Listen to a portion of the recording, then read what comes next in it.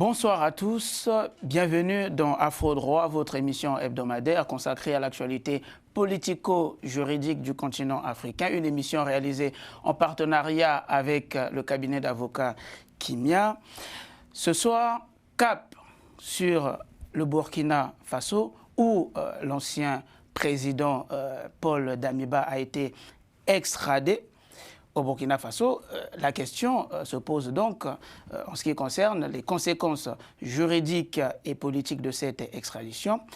Et pour en parler ce soir, nous recevons Brahima Sidibé, doctorant en analyse du discours politique et spécialiste de l'AES.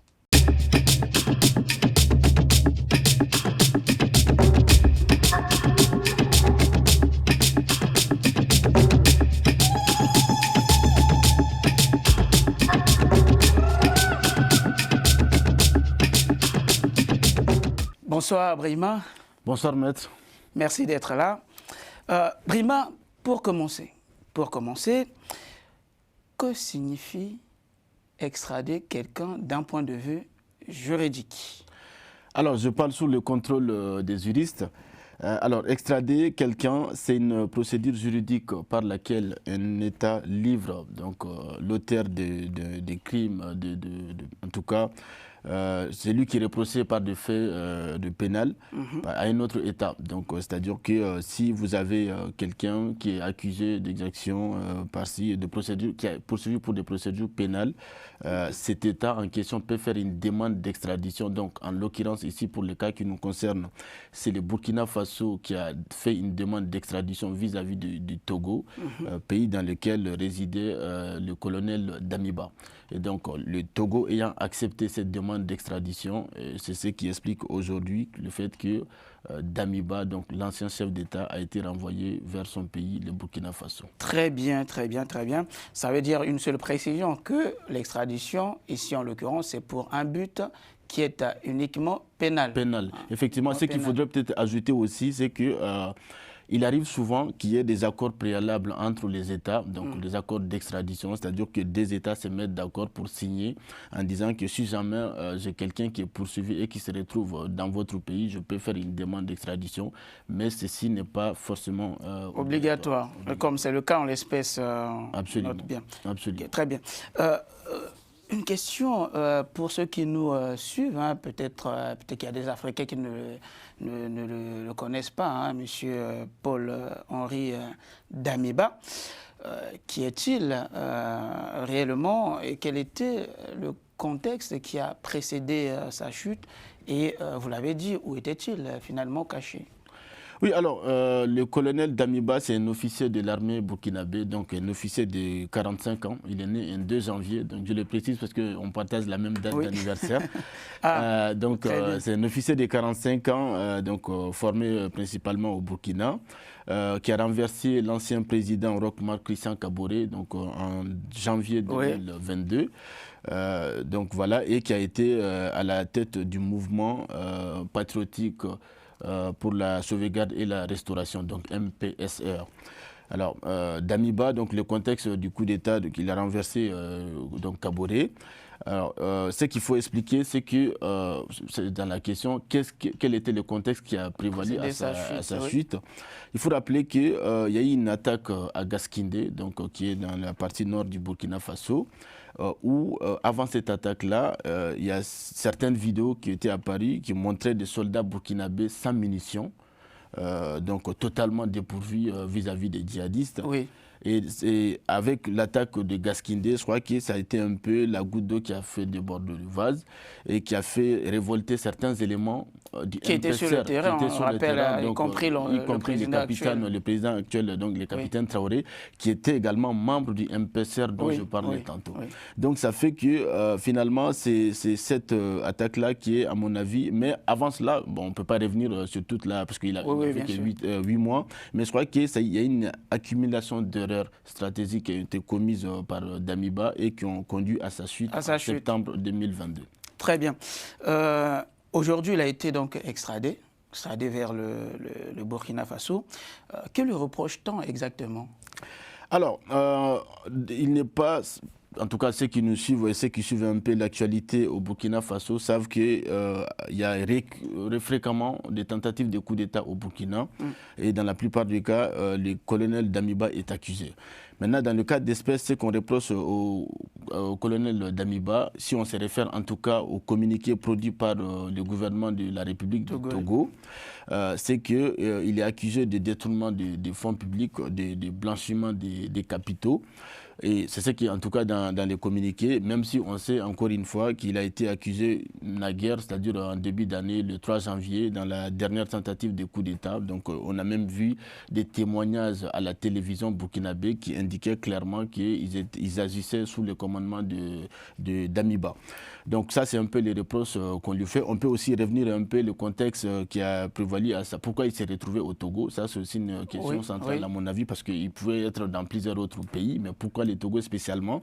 Ce qu'il voudrait expliquer, c'est que quand le capitaine Traoré a pris le pouvoir en septembre 2022, il faut reconnaître qu'une bonne fraction de l'armée était encore avec Damiba. Et donc c'était pour éviter des affrontements fratricides entre certaines fractions de l'armée que les autorités traditionnelles burkinabées ont dû intervenir donc, auprès de certains chefs d'État de la CEDEAO, parce qu'à l'époque le Burkina faisait partie encore de la CEDEAO, et donc qui ont fait aboutir à certaines négociations et lesquelles ont eu comme issue le fait d'accueillir le colonel Damiba au Togo. Donc c'est le Togo qui a accepté parmi les pays de la CEDEAO de l'accueillir chez eux. Donc, mais aujourd'hui, Brahima, quand on voit que c'est ce pays-là qui a, en quelque sorte, qui a participé à éviter qu'il y ait des affrontements internes entre militaires partisans de Damiba et du président actuel. Absolument. Mais c'est encore ce même pays qui accepte la demande d'extradition. Qu'est-ce que cela signifie? Surtout quand on voit aujourd'hui des relations qui existent entre la CEDEAO et l'AES. Quel est le message que le Togo veut envoyer par... Oui, c'est une question très intéressante, à mon avis, et à laquelle on peut avoir des lectures, c'est-à-dire une lecture politique et une lecture juridique. Je commence par la lecture politique. Vous n'êtes pas sans savoir que parmi les pays de la CEDEAO, les Togo, j'appelle les Togo AES compatibles. C'est-à-dire que cela ne donnerait personne aujourd'hui si le Togo venait à intégrer l'AES. Donc, vu les relations, en tout cas amicales, entre le Togo et le pays de l'AES, donc y compris le Burkina Faso, ce n'est pas surprenant que le Togo accède à la demande de ce pays, donc du Burkina, d'extrader Ça, c'est l'explication politique. Maintenant, juridique, si on se réfère au communiqué produit par le ministère togolais de Justice, on voit que les faits qui sont reprochés à Damiba, on est dans le pénal. Donc, dans le pénal. Donc ce ne sont pas uniquement, ce ne sont pas des faits politiques, et ça fait que dans ce sens-là, même juridiquement, l'extradition est possible. Et justifiée. Donc c'est-à-dire que peut-être qu'il y en a qui peuvent se demander, mais est-ce qu'on a le droit d'extrader un exilé politique? Mais je pense que dans les cas d'espèce, on est plutôt face à des faits qui relèvent du pénal et qui sont justifiés vis-à-vis de la du point juridique. D'accord, très bien. Et merci pour cette transition, puisque vous évoquez les aspects un peu juridiques. On le sait, il a été extradé, donc qu'il va être jugé. C'est ça tout à fait. L'issue. Voilà. Il va être jugé. Mais que risque-t-il en termes de peine? Est-ce qu'il y a une peine de mort possible pour les faits qui lui sont reprochés, si jamais condamnation il y a? Et aussi, a-t-il eu droit à un avocat? Oui, alors, que risque-t-il comme peine? Ça, c'est peut-être au juge burkinabé de trancher une fois que le procès aura lieu. Mais il est clair quand même que vis-à-vis de... Quand on regarde les chefs d'accusation à son encontre, on peut quand même se douter que si jamais il est reconnu coupable, parce que jusque-là... encore présumé innocent, il faut le préciser. Mais si jamais il est reconnu coupable, il risque quand même une peine, à mon avis, assez sévère compte tenu des chefs d'accusation. Autre chose qu'on peut noter, et c'est dans la question également, est-ce que la peine de mort existe au Burkina Faso? Oui. Oui, depuis quelques semaines, parce qu'il faut rappeler que la peine de mort avait été abolie en 2018, donc sous l'ancien président Kaboré, mais elle a été rétablie en décembre 2025, donc sous le capitaine Traoré. Et c'est assez précis dans quel cas la justice peut prononcer la peine de mort. C'est lorsqu'un accusé, lorsqu'un détenu accusé de haute trahison, ou alors de terrorisme, par exemple. Mais dans ce cas précis, si on se réfère encore une fois au chef d'accusation à l'encontre de Damiba, on voit qu'il n'y a nullement question de haute trahison, ni de terrorisme, etc. Donc, de ce point de vue, on pourrait estimer qu'il ne sera pas, enfin, la peine de mort ne sera pas prononcée à son encontre. Deuxième élément qu'il faut préciser, dans les communiqués, encore une fois, parce qu'il faut parler sur des faits tangibles, oui, bien sûr. Dans les communiqués du gouvernement togolais, il est clairement indiqué que si le Togo a accepté d'extrader Damiba, c'est parce qu'ils ont eu la garantie comme quoi la peine de mort ne sera pas prononcée à son encontre. Donc, compte tenu de ces deux éléments, on pourrait estimer que ce ne sera peut-être pas la peine de mort, mais sûrement une sanction assez lourde. Et donc, on pourrait en même temps affirmer que le gouvernement togolais a eu des garanties que ses droits, les droits de... Oui, à un procès équitable, effectivement, seront garantis. Garantis, absolument. Ok, très bien. Alors, maintenant, sur le plan de la symbolique, une extradition donc du président Damiba dont on parle actuellement, quel est vraiment le message en fait que le gouvernement, on va dire, du Burkina Faso, ou voire même de cet espace, veut envoyer à travers cette extradition? On le rappelle que c'est quand même un ancien chef d'État. Hein. Tout à fait. Non, mais il faut reconnaître que c'est assez inédit d'extrader un ancien chef d'État dans ces conditions-là. Je crois que le message qui peut être compris dans ce sens, c'est la fermeté.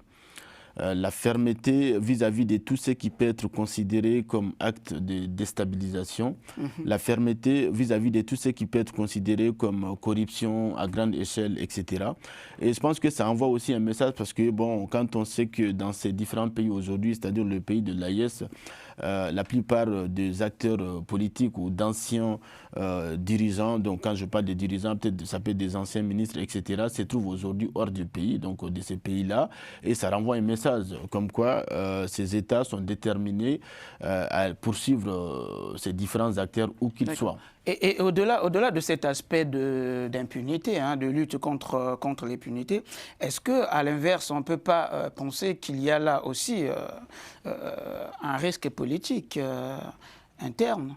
Est-ce que cette procédure oui, c'est vrai, c'est une question pertinente encore une fois parce que quand on sait que Damiba, depuis l'étranger, parvenait quand même à poser des actes de déstabilisation. Oui, parce qu'il faut le rappeler que le Burkina Faso reste encore un pays fragile. Oui, tout à fait, absolument. Donc on peut se poser la question quel traitement lui sera réservé maintenant qu'il est au Burkina et a-t-il encore des contacts au sein de l'appareil d'État? Donc quand je parle d'appareil d'État, ça peut être dans la haute administration et dans la hiérarchie de militaires.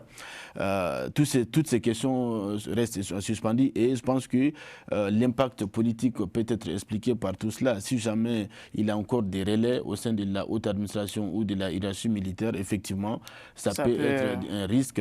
Mais si le Burkina a aussi demandé l'extradition, je pense qu'il y a peut-être toutes les dispositions ont été prises à ce niveau. Mais est-ce que, alors nous sommes là, je vais parler un peu je vais faire un peu une lecture sous-régionale, l'espace de l'AES. Est-ce que cette affaire peut créer un précédent pour les autres États membres de l'AES? On le rappelle encore, c'est des régimes militaires, c'est des régimes militaires.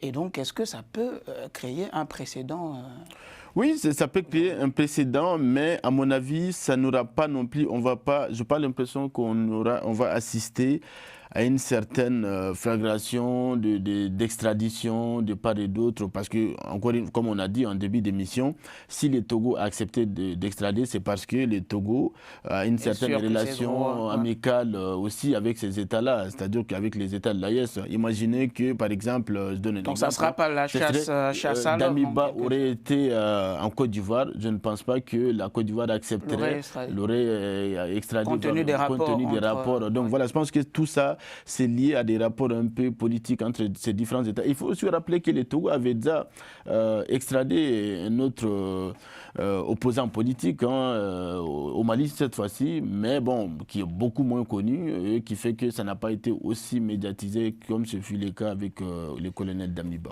Brahima, nous arrivons à la fin de notre émission.